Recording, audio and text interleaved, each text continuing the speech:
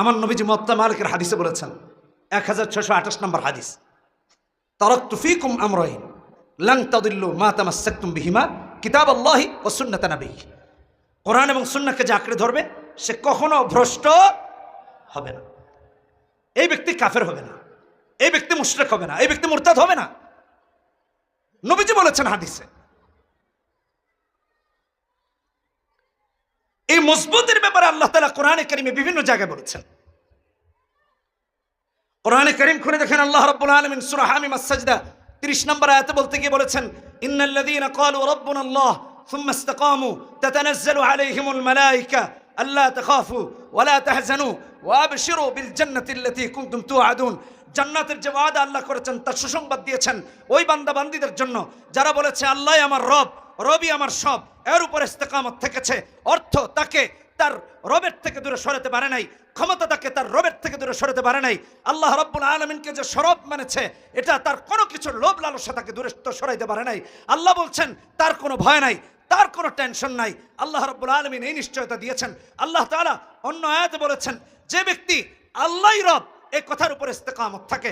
আল্লাহ সূরা নিসা 175 নম্বর আয়াতে, সূরা আয়াতই আছে 176টি, 175 নম্বর আয়াতে বলেছেন, ফাআম্মাল্লাযীনা আমানু বিল্লাহ ওয়াতাসামু বিহি ফাসায়ুদখিলুহুম ফি রাহমাতিন মিনহু ওয়া ফাদলিহি ওয়া ইয়াহদিহিম ইলাইহি সিরাতাম মুস্তাকিমা। আল্লাহ গ্যারান্টি দিচ্ছেন যে ব্যক্তি ঈমান আনার পর ইস্তেকামত থেকেছে, ঈমানের উপর অটল থেকেছে, অবিচল থেকেছে, আল্লাহকেই রব মেনেছে, পথ কেনা, ক্ষমতা কেনা, চেয়ার কেনা, ব্যক্তিত্ব কেনা, অর্থ কেনা, সম্পদ কেনা, মানুষ কেনা, প্রভাব প্রতিপত্তি কেনা, আল্লাহকেই রব মেনে রেখেছে, রব মেনে থেকেছে। আল্লাহ রাব্বুল আলামিন বলছেন আল্লাহ তাকে তার দয়া এবং অনুগ্রহে ঢুকাবেন। সবচেয়ে মজার বিষয়, 5 ওয়াক্ত নামাজে দাঁড়িয়ে আমরা বলি ইহদিনাস সিরাতাল মুস্তাকিম। আল্লাহ 175 নম্বর আয়াতে সূরা নিসা বলছেন যে ব্যক্তি ঈমানের উপর ইস্তেকামত থাকবে আমি আল্লাহ তার সিরাতে মুস্তাকিমের উপর পরিচালিত করব। শুধু তাই না, আল্লাহ তাআলা অন্য আয়াতে বলেছেন, কোরআনে হাকিম খুলে দেখেন, কোরআনে কারীম খুলে দেখেন, সূরা আহকাফ 13 নম্বর আয়াত 26 নম্বর পারা, ইন্নাল্লাযীনা ক্বালু রাব্বুনাল্লাহ সুম্মা ইসতাকামু ফালা খাউফুন আলাইহিম ওয়ালা হুম ইয়াহজানুন। যে আল্লাহকে রব মেনে অবিচল থাকবে আল্লাহ বলছেন তার ভয় নাই, তার চিন্তাও নাই, তার টেনশনও নাই। আল্লাহ অন্য আয়াতে বলছেন, ভাই আমার এখন তো আমরা বলি রাজনৈতিক স্লোগান দিয়ে মরে যাব, হ্যাঁ রাজনৈতিক স্লোগান দিয়ে কবরে যাব। ওই ব্যক্তি তো প্রকাশ্য মুরতাদ, ওই ব্যক্তি তো ঈমান নিয়ে মরতে চায় না, সে তার ব্যক্তিগত মতবাদ নিয়ে মরতে চায়, কোরআন নিয়ে মরতে চায় না, লা ইলাহা ইল্লাল্লাহ নিয়ে মরতে চায় না। আর আমার আল্লাহ বলেন যে ব্যক্তি ঈমানের উপর ইস্তেকামত থাকবে, ইউসাব্বিতুল্লাহু আল্লাযীনা আমানু বিল কওলি সাবিতি ফিল হায়াতিদ দুনিয়া ওয়া ফিল আখিরা ওয়া ইউদিল্লুল্লাহু আয-যালিমিন ওয়া ইয়াফআলুল্লাহু মা ইয়াশা। সূরা ইব্রাহিম 27 নম্বর আয়াত। যে ব্যক্তি একনিষ্ঠ মুমিন হবে আল্লাহ তার ঈমানের সাথে মৃত্যু দিবেন, হাসরে যখন উঠাবেন নাস্তিক মুরতাদ হিসেবে উঠাবেন না, ঈমানের সাথে উঠাবেন। এই কথা যদি সুর দিয়ে কইতে যেতাম 1 ঘন্টার কাছাকাছি লেগেছে। অল্প সময় বেশি কথা শোনার জন্য এইভাবে বলছি। ঈমানের উপর ইস্তেকামত থাকা, দৃঢ় থাকা 1 নাম্বার। কোরআন সুন্নাহ আঁকড়ে ধরা। নবীজি সাল্লাল্লাহু আলাইহি সাল্লাম কেমন আঁকড়ে ধরেছেন? জুলুম হয় নাই নবীজির উপরে? কথা বলেন না কেন? নবীর উপর যদি জুলুম হয় নবীর ওয়ারিসদের উপর হবে না? বিগত 16 বছর হয় নাই? নির্দোষ আলেমদেরকে জেলখানায় মোবাইল চোর বানায় আটকে রাখছে, মানে কিচ্ছা ইসলাম মার্কা অভিযোগ। শয়তান দেখে কয় এরা যেই দেশে আছে আমার তো থাকার কোনো দরকারই নেই। 16 বছর শয়তান ছিল না বাংলাদেশে, ওরাই শয়তানে আমার চেয়ে বড়, আমি থেকে কি করব? শাইখুল হাদিসদেরকে মিথ্যা অপবাদ দিয়ে জেলখানায় রেখে দিচ্ছে। এটা কিয়ামত পর্যন্ত চলবে, এটা কিয়ামত পর্যন্ত চলবে। নবীর উপর চলে নাই? চলছে তো। আল্লাহ কোরআনে বলেছেন না, সূরা আনফাল 30 নম্বর আয়াত, ওয়া ইয ইয়ামকুরু বিকাল্লাযীনা কাফারু লিইউসবিতু আও ইয়াকতুলুক আও ইখরিজুক ওয়া ইয়ামকুরুনা ওয়া ইয়ামকুরুল্লাহ।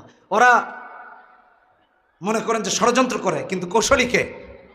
আল্লাহ। আল্লাহ যখন টান দিবেন 16 বছরের ক্ষমতাও টিকতে পারে না, এটা বাস্তবতা।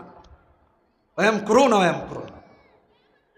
আচ্ছা, নবীর উপর নির্যাতন হয়েছে, নিপীড়ন হয়েছে, শিয়াবে আবি তালেবে নবীকে বন্দী করে রাখা হয়েছে। নবী কি 1 সেকেন্ডের জন্য বলছেন যে আবু জাহেল ঠিক আছে আজ থেকে আমি উতবা সাইবা যারাই রসুলকে কষ্ট দিত তাদেরকে বলছেন যে আমি লাত মানাত উজ্জা হবলের উপর ঈমান আনলাম? 1 সেকেন্ডের জন্য বলছেন? এটা মুমিনের কাজ না, এটা ইস্তেকামত, লা ইলাহা ইল্লাল্লাহ। এজন্য সূরা ইব্রাহিমের 27 নম্বর আয়াতের ব্যাখ্যায় মুফাসসিরিন কেরামগণ বলেন বিল কওলি সাবিত লা ইলাহা ইল্লাল্লাহ, লা ইলাহা ইল্লাল্লাহর উপর অবিচল থাকা। ইমাম বাইহাকি তার দালাইলুন নবুওয়াতে দ্বিতীয় খণ্ডে 341 নম্বর পৃষ্ঠায় ভিন্নভাবে উপস্থাপন করেছেন। নবীজি কালেমার দাওয়াত দিয়েছেন, ওরা নবীকে বলছে মারবে, হত্যা করবে, মক্কা থেকে বের করে দিবে। নবী 1 সেকেন্ডের জন্য বিচলিত হন নাই, বরং বলেছেন আমার এক হাতে চাঁদ আর এক হাতে সূর্য রাখাটা যে কষ্টের, এর চেয়েও বেশি হলেও আমার 1 সেকেন্ডের জন্য কালেমা ছাড়ার সুযোগ নাই। ইসলামের দাওয়াত বন্ধ করার কোনো সুযোগ নাই। এই জন্য ইমানের উপর ইস্তেকামত থাকা, কোরআন সুন্নাহকে আঁকড়ে ধরা, এটাই ইমানের উপর ইস্তেকামত থাকা। আল্লাহু আকবার। আবু তালেব নবীজির অবিচল থাকা এবং নবীকে সাহায্য করার জন্য কি বলেছিলেন? লাই ইয়াসিলু ইলাইকা বিজামআহিম হাত্তা উয়াসসাদা ফিত তুরাবি দাফিনা। মুহাম্মদ কালেমার দাওয়াত দাও। আল্লাহর নামে কসম করে বলেছেন, ওয়াল্লাহি লা ইয়াসিলু ইলাইকা বিজামআহিম, আমি যতদিন বেঁচে আছি ওরা সবাই মিলে তুমি মুহাম্মাদের কোনো ক্ষতি করতে পারবে না। একজন আবু তালেব কাফের হয়ে মুহাম্মদ সাল্লাল্লাহু আলাইহি ওয়াসাল্লামকে প্রোটেক্ট করেছেন, আর আজকে মুসলমানের নাম, মুসলমানের সন্তান হয়ে ইসলাম চায়। আবু তালেবের চেয়ে কত জঘন্য চিন্তা করে দেখেন। লম্বা করতে চাচ্ছি না, তাই সামনের দিকে যাই। নবীজি কেমন অবিচল ছিলেন? নামাজে দাঁড়িয়েছেন, বুখারীর হাদিস 240 নম্বর হাদিস। আব্দুল্লাহ ইবনে মাসউদ রাদিয়াল্লাহু তাআলা আনহু হাদিসের বর্ণনাকারী। সালাতে দাঁড়িয়েছেন, নামাজে দাঁড়িয়েছেন, আল্লাহু আকবার, রুকুতে গিয়েছেন, সিজদায় গিয়েছেন। আবু জাহেল সাঙ্গপাঙ্গদেরকে বলে, এই তোমরা কে আসো? মুহাম্মদ সালাত আদায় করছে, নামাজ আদায় করছে, তোমরা কে আসো এমন? মুহাম্মদ সাল্লাল্লাহু আলাইহি ওয়াসাল্লাম যখন সিজদায় যাবে তার মাথায় ময়লা এনে রেখে দাও, যাতে করে মুহাম্মদ মাথা উঠাতে না পারে। নাউজুবিল্লাহ। নবীকে বিব্রত করা। বিগত 16 বছর আলেমদেরকে এভাবে কষ্ট দেওয়া হয়েছে, শুধু দ্বীনের উপর অবিচল থাকার কারণে। চাকরি ছাড়া থেকে নিয়ে, মিথ্যা মামলা দেওয়া থেকে নিয়ে, দেশ ছাড়া থেকে নিয়ে, এগুলো হয়েছে। আমার মসজিদে ডিবি গিয়ে হাজির, এনএসআই গিয়ে হাজির। আরে ভাই কি চুরি তো করলাম না কোথা, ডাকাতিও করলাম না কোথা, কি হয়েছে? শেষ পর্যন্ত রায় বছরই তো মাহফিলের দাওয়াত আসে, তো যাবো আর যাওয়া হয় না। শেষে লন্ডনে চলে গেলাম, লন্ডনে চলে গিয়েছিলাম, ওখানে মাহফিলও করলাম, ওখান থেকে আমেরিকায় গিয়েছি। কিন্তু বিরক্ত হয়ে গেছি, স্বেচ্ছায় না, বাধ্য করা হয়েছে। এগুলো আলেমদের সাথে করা হয়েছে। কিসের অপরাধ ছিল? কোথাও তো চুরি করি নেই, ডাকাতি করি নেই, হ্যাঁ, জনগণের সম্পদ তো আত্মসাৎ করিনি। কি অপরাধ ছিল? অপরাধ ছিল কোরআন এবং সুন্নাহের কথাগুলো বলা এবং ইস্তেকামত থাকা, এটাই অপরাধ। নবীজিও যখন লা ইলাহা ইল্লাল্লাহর উপর ইস্তেকামত, নবী সালাতে, নবী নামাজে, কয় মুহাম্মদ সাল্লাল্লাহু আলাইহি ওয়াসাল্লাম মাথার উপর কে এনে ময়লা দিতে পারবা? উকবা ইবনে আবি মুঈত, ইসলামের বড় দুশমন, কয় আবু জাহেল আমি পারবো। দৌড়ে গেছে, ডাস্টবিন থেকে উঠে নাড়ি ভুড়ি এনে নবীজি যখন সিজদায় নবীজির গর্দান মুবারকে রেখে দিছে। নাউজুবিল্লাহ। আমার ভাইরা, বিশ্বনবী মাথা উঠাতে পারেন না। হযরত আব্দুল্লাহ ইবনে মাসউদ রাদিয়াল্লাহু তাআলা আনহুমা বলেন, আমি দেখি আমার কোনো কিছু করার ক্ষমতা নাই, ইসলামের দুর্দিন কলিজাটা ভেঙে চুরমার হয়ে যায়, মুহাম্মদুর রাসূলুল্লাহর জন্য কিছু করতে পারি না। পরিশেষে জান্নাতের যিনি সর্দারনি হবেন, হাদিসে যার কথা এসেছে, ওয়া ফাতিমাতু সাইয়্যিদাতু নিসাই আহলিল জান্নাহ, নবী কন্যা জান্নাতের সর্দারনি যখন দেখলেন আল্লাহর হাবিবকে এমন করে কষ্ট দেওয়া হচ্ছে, দৌড়ে গিয়েছেন, পিতার গর্দান থেকে উটের নাড়ি ভুড়িগুলো সরিয়ে দিয়েছেন। নবীজি মাথা উঠিয়েছেন, একবার না, দুইবার না, ওই সমস্ত দুশমনদের বিরুদ্ধে আল্লাহর কাছে নবীজি 3 বার অভিশাপ করেছেন। কয়বার? জোরে বলেন, কয়বার? ওদের সবগুলোর মৃত্যু হয়েছে লাঞ্ছনার, অপমানের, অসম্মানের। আমিও বলি, নমরুদ থেকে, ফেরাউন থেকে, সাদ্দাত থেকে, কারুন থেকে এবং বিগত 16 বছরের শক্তিশালী ক্ষমতাধর ফেসিস্টদের থেকে শিক্ষা নিয়ে যারা আলেমদের উপর নির্যাতন করেছে, নিপীড়ন করেছে, জেলখানায় রেখেছে, আলেমদের চোখের পানি পড়েছে।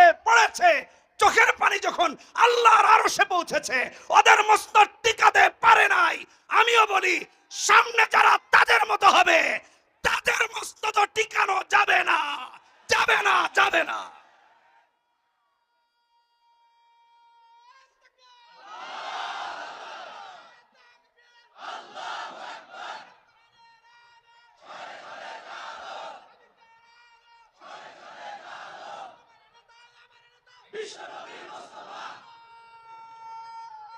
যে কথা বলছিলাম, মুহাম্মদ সাল্লাল্লাহু আলাইহি ওয়াসাল্লাম কি নামাজ পড়া বাদ দিয়ে দিয়েছেন? কষ্ট দেওয়া হয়নি, নবীকে মেরে ফেলার চেষ্টা করা হয়েছে। 3856 নম্বর হাদিসে বুখারীতে আসছে, রাসূল নামাজে উকবা ইবনে আবি মুইত এসে পেছন থেকে রাসূলুল্লাহ সাল্লাল্লাহু আলাইহি ওয়াসাল্লামের গলা মুবারকে চাদর টেনে ধরেছে। নবীজির চেহারা মুবারক লাল হয়ে গেছে। নামাজ বাদ দিয়ে দিয়েছেন। কথা বলে না কেন? ইসলাম ছেড়ে দিয়েছেন? দৃঢ় থেকেছেন, দৃঢ় থেকেছেন। আজকের আমার সমস্ত ভাইদের কাছে প্রথম আমলের বিষয় কোরআন সুন্নাহ আঁকড়ে ধরা।